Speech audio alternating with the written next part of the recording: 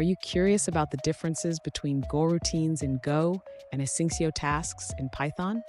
If so, you're in the right place. Today, we're diving into the world of concurrency and exploring how these two approaches stack up against each other. I totally get it. Many developers wonder if Goroutines are just like Python's Asyncio tasks, especially when it comes to handling CPU-bound tasks. You're not alone in this confusion, and it's a great question to explore.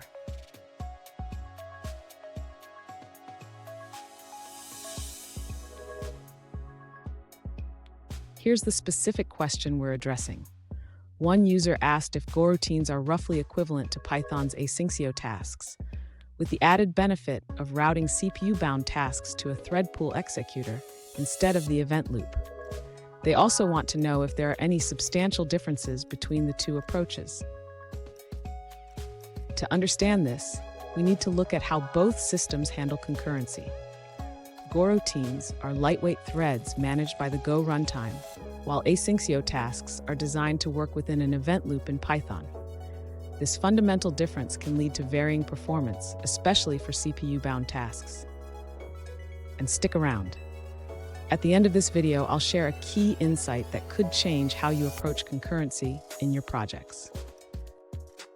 To understand the differences between Goroutines and Python's Asyncio tasks, the user should first recognize that Goroutines are lightweight threads managed by the Go runtime.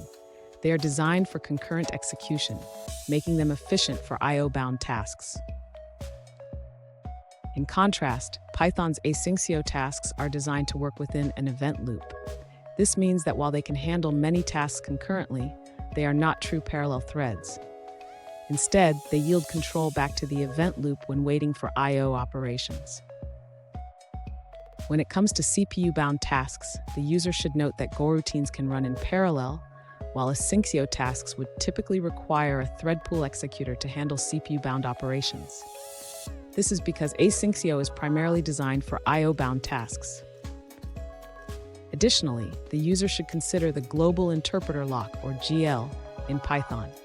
This lock can limit the performance of multi-threaded applications, whereas Go's concurrency model does not have this limitation, allowing for better performance in CPU-bound scenarios. In summary, while both Goroutines and Asyncio tasks provide concurrency, they are optimized for different types of tasks. Goroutines excel in both I/O and CPU-bound scenarios, while Asyncio is best suited for I/O-bound tasks. Fun fact, did you know that Go was designed with concurrency in mind from the start? It's like they built a sports car for speed, while Python's Asyncio is more like a reliable family sedan, great for everyday tasks, but not always the fastest on the track.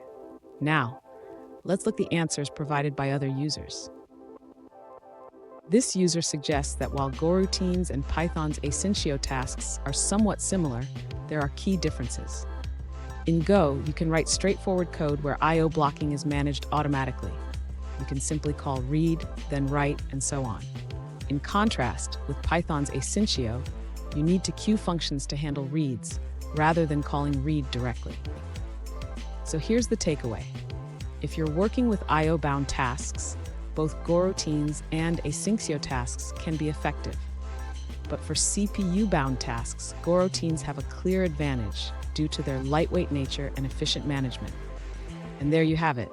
Understanding the differences between Goroutines and Asyncio tasks can help you choose the right tool for your project. If you found this video helpful, don't forget to subscribe for more insights on programming and concurrency.